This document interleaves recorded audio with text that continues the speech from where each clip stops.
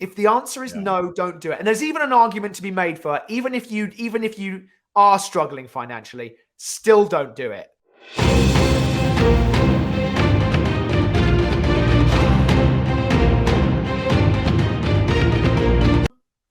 It's about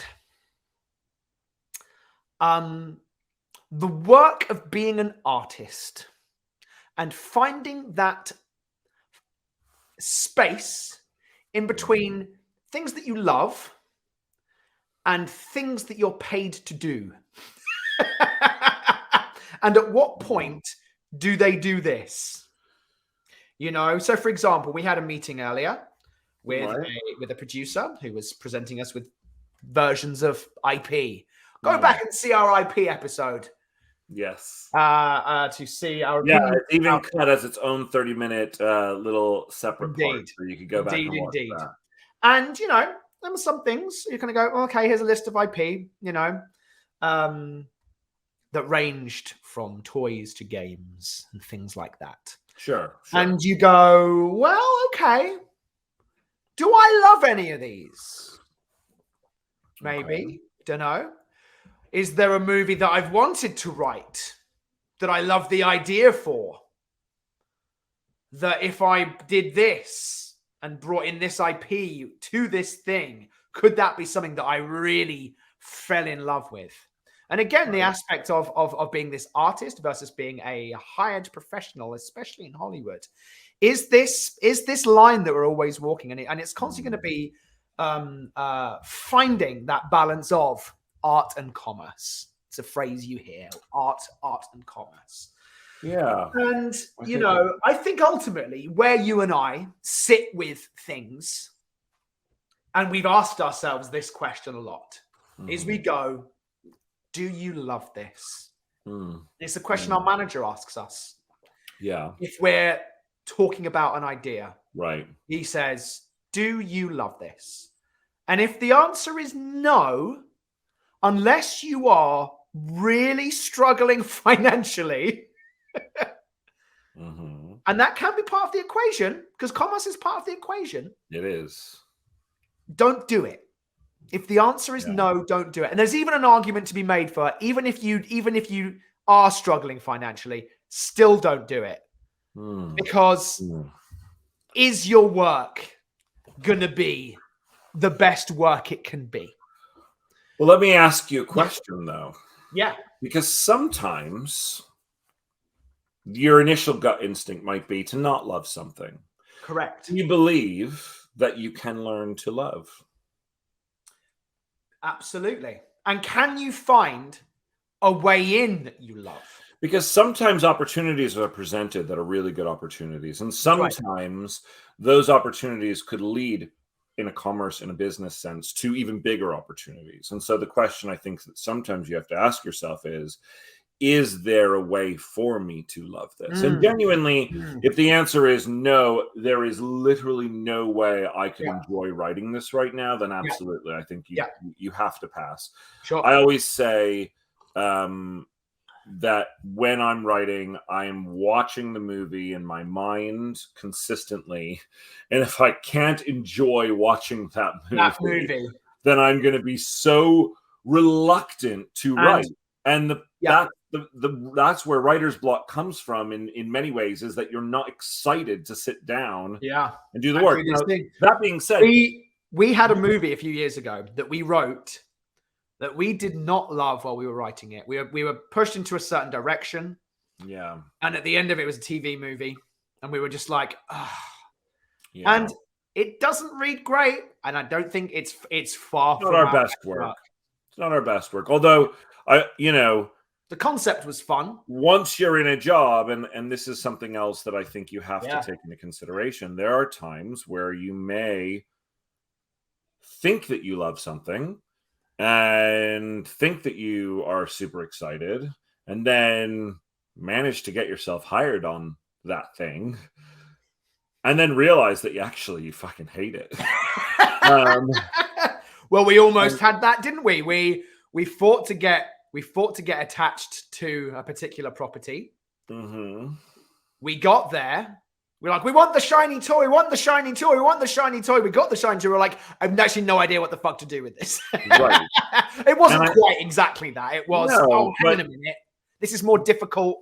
And can I fix this? I think that there has to be, look, you read about and you'll hear about people who do drop off projects for various reasons. And I think there is a time when you need to think about the project. Yes. And go, am I doing this project a disservice by just trying to force myself to find a way through? Even if it's something wonderful. I think of Eric Heiserer and Sandman. Eric Heiserer, writer of Arrival, was attached to do Sandman for a long time. Right. And then very publicly said, you know what? I don't think I can do this justice. I've tried and I can't do it. And props to him, because that was a big deal. Enormous property, beloved property. Sure. And when I'm trying and I can't figure out how to do it. And massive respect for doing that so publicly. Yeah. No, and I think that you just have to. I would love everything that we do from moment one. I don't think that it's realistic. Yes. In both the commerce aspect of screenwriting, whereby, unfortunately, original material is much harder to sell, and IP that you absolutely love is probably going to be very hard to become attached to. Yeah. And also, we have a very specific relationship whereby we are partners. And so, there may be ideas, and there have been ideas that you absolutely love and I don't, and vice versa. Absolutely. And you were talking about one this morning. You were like, hey, I remember I pitched you this idea 12 years ago, and look, it got made into a movie. And I was like, right. Yeah, I know. Yeah. Right. Yeah.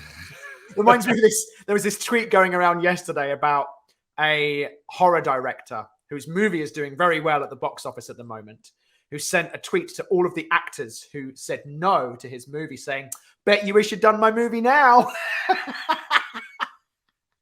And actually how shitty that was. But anyway. That's funny. I'm not saying that you're shitty, Ben. It's okay. Yeah. But, I do think that there is compromise. There is. But there's a level that you have to find. I mean, again, you started the conversation by saying, what is the balance between art and commerce? Mm-hmm. And I think that the answer is within the question, which is it's a balance. Absolutely. I think that to be able, as an artist, to be able to create art that I'm proud of, I do have to love it. And at the same time, I have to consider commerce in order to be a working artist. Of course, absolutely. It's interesting, isn't it? Because finding that balance. Completely. It's interesting, isn't it? Because when you're trying to break in, you're really driven by the passion of your project. Mm-hmm. And you find the thing that you absolutely love. Because you work on it, and you know you got to love it because you're working on it for free. Essentially, there's no guarantee of paying. I guess it's the same when we're speccing something. Yeah, sure. Right now, absolutely. You have to be like, oh, I love this, and also where we are right now, a mind to it being commercial, and sellable, budgetarily and conceptually. Mm-hmm. But that's the thing that really fuels you when you're working on a spec project. But when it comes to those moments of going, hey, this is going to be some free work up front to develop an idea, to get it ready in pitch form, and then if you get the job, actually write it, And there's something to be said for,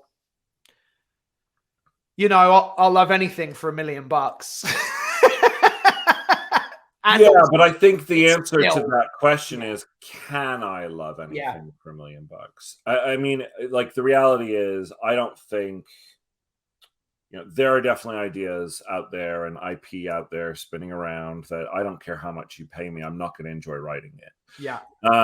I may fight like hell to try and write it, but am I doing my career a disservice? Someone once told us, it was probably one of our reps, it was probably our manager, that the worst thing you can do is take a job and shit the bed. Absolutely. And so absolutely, no matter how much you're getting paid, you got to be thinking about the next job. Our dear friend and producer Derek Kolstad always talks about that with us, is always thinking about the long game. Yeah. From a career standpoint. And I think there's very much something to be said about that. It's like, if you're only thinking about the short game, you're not necessarily looking at the realities of being a screenwriter, because the realities of being a screenwriter is you may not work for 2 years. You may, you need to be looking at where do you want your career to be in 10 years. It's about building this brand and this company. I mean, there really is a entrepreneurial nature to being a screenwriter, and you can't forget that. But it's worth saying that it's worse to shit the bed, because then you won't get hired by that place again. Yeah, and you may not get hired by that place. Yeah, and you don't know where that person is going. Never. Never say never. Absolutely. And there are, and here's the thing.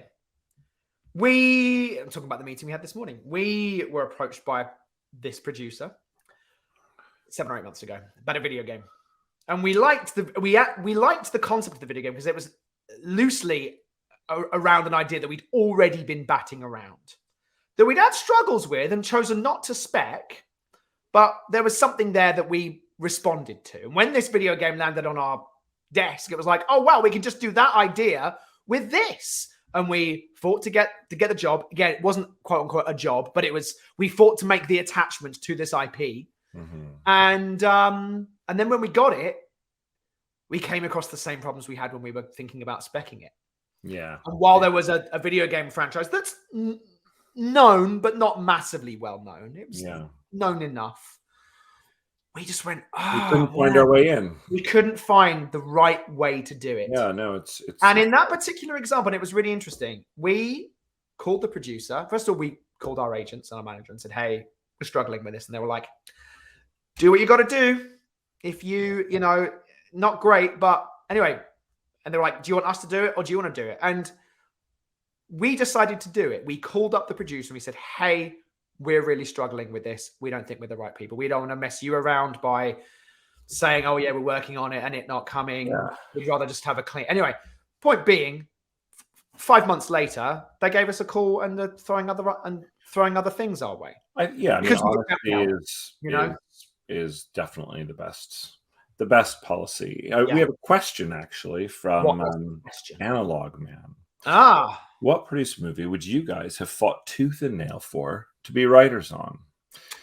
It's interesting. Well, produced movie is a good question, because I'm trying to think if we fought for any on produced movies. Yeah. I mean, we did fight tooth and nail to be the writers on a movie that has yet to be produced, based on the Highlander franchise. We put together a massive take, got all the way together a take for the new Highlander trilogy. Yeah, we came up with three movies worth of stuff. Over our Christmas break in 27 New Year's. Yeah, it was. We had something like that. We had no choice, because they were moving quickly, and they were out to a bunch of people, and we actually asked to be considered, and they gave us the opportunity. We managed to get down to the very, very last We round. were the only writers that Chad Stahelski, the director, was like still meeting with, and it went. The meeting went really well. It went well. At the end, we said, like, come back in a couple of weeks. Let's talk through some of these ideas, some more. Kind of throw some ideas towards you, and then he changed his mind on the direction he wanted to go, and that's what happens. But, I mean, we love that IP. It's very beloved to us. Again, it just fits in our wheelhouse. Yeah, it's world building. It's modern day but swords. You know, it's a bit of magic. It was great. But produced movies, I mean, it's difficult to say because it's going. Well, would you like what worlds would I want to live in? Yeah. I'd love to play in a Star Wars world. I'd love to play in a Marvel world. Because I like those things. I'd love there to be a Warhammer movie or a Warhammer project because I'm a massive Warhammer fan. I'd love to do stuff in that world. I'd love to be. Yeah, I mean that's just like the list of like everything that we everything that you like pop culture. I mean, I think I think the question is interesting and also I think difficult to answer because when something's already been produced, it's hard. You go, oh, I wish I'd written that. Oh, I wish I'd written that. But then it wouldn't be that. Right. You know, and I might love that just the way it is. Yeah. You know. Yeah. So it's tough. But yeah, I mean, I think we haven't been. I think at this stage, the level of IP that we've been offered has been, I would say, other than a couple of properties that were very, very high level. Final Fantasy, we worked our butt off to get, but it wasn't. I mean, again, it didn't get produced. Highlander, but we haven't, I don't think, been approached about franchise IP properties that we would necessarily like jump into a what do they call it, like a jump ball type situation. Most of the times, if they're bake-offs, which is another way that they call these things, where there's like these places go out to like 20 writers, 30 writers. Most bake-offs we pass on. I think partly because we're more passionate about our own stuff. Yeah, and unless it's we love this and we have to do this. Yeah, but I'm trying to think of like other than Highlander and I mean Final Fantasy, that wasn't even a bake-off when we were approached. But like other than Highlander, have we really fought in any other bake-offs? Like I feel like we pass on most of them because it's just there haven't been any. I don't think part of the art and commerce that you're talking about. There's a lot of work that goes into putting a pitch together. And when you're going up against, I mean, we knew we were going to be going up against the whole town when it came to pitching our take on the Lord of the Rings show. We knew that. Okay, Lord of the Rings, yes, but that was hardly a full pitch. But yes, no, it wasn't. But we were in like round 1 of that. Yes. Yeah. And here's the thing: if Amazon came out and said we're going to do a new show, we don't know what it is, come to us with ideas, I'd do it again. I would do it again. I'd do that again. Yeah. And knowingly that everyone else is going to be coming up with another show as well. Of course. Absolutely right. Yeah. Lord of the Rings would be one. Absolutely. We'd throw our hat in that ring. Then there are other IPs. Look, if someone said we need a writer on a Batman movie, I'd be like, what do I have to do? Who do I? Well, it was interesting. We were playing earlier on this year with a DC property. We can't talk about it because it's under an NDA, but that was interesting for 2 months to be like, we'd be playing in this world. That would be fun. But it wasn't like we didn't fight tooth. Yeah, it wasn't like, this is the one. I've always wanted to do this person in the DC. Right. Like, I actually didn't know about them. Let me find out more about them. And it was fun. And I do wish we'd had the opportunity to fully go there with it, but obviously Warner Brothers. It's a good take, but things happen in this. Imploded. Warner Brothers imploded.